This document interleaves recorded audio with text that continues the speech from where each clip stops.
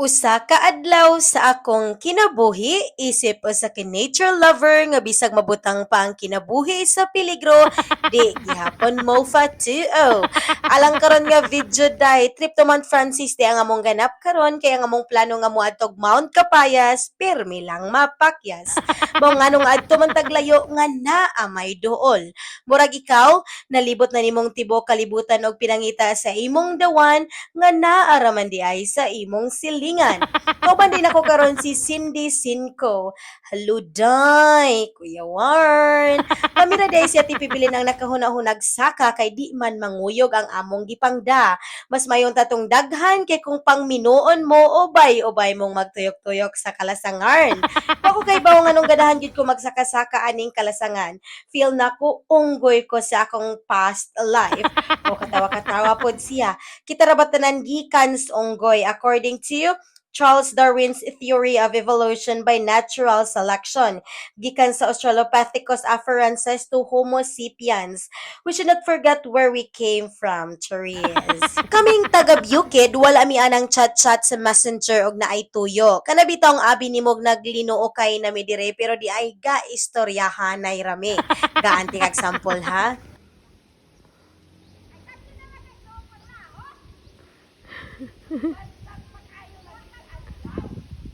Dai, mission kuan ko mo eh.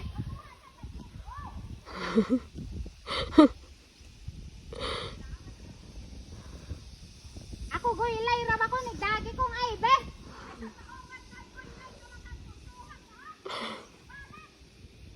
Abi pa masabtan to. Nahuwasan ako ay. Natsambahan dyan atong va-va diri day kay nasaag man tag very light. Kay imbes torn right, ni torn left man ang mga vavaye. Get torn around and select the best na manoon mi. Ganahan man gud may mga challenges sa among life, maong bisag naglisod na mi, gidungagan pa jud namo.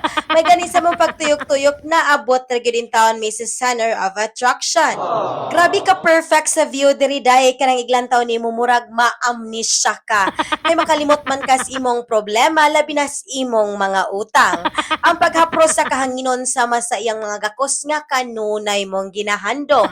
Klaro pa jud kayo diri ang road to Tubigan hasta ang Antipolo Covered Court ug ang akong inangkon nga daruhan og syempre ang atong future charis.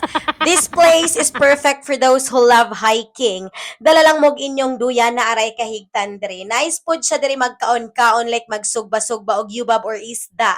Magdala ba mog chichirya baka ha parisan og coke, chill dayon storya about life. Because I know every one of us is fighting a silent battle. Maong usahay we need this kind of adventure, escape, or therapy.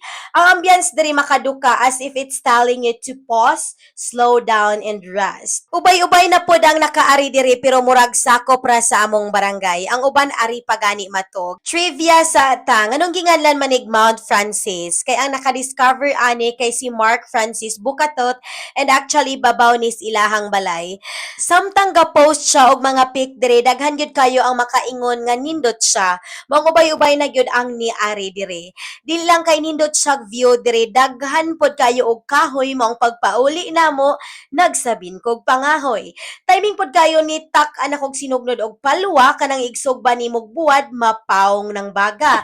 Para po dili ta kasabaan ni mama maong bisag naglaroy-laroy nakadala man tag kahoy. Mahal na gyud kayo ang mga palitunon karon maong kinahanglan natong magkugi para makatipid ta permi.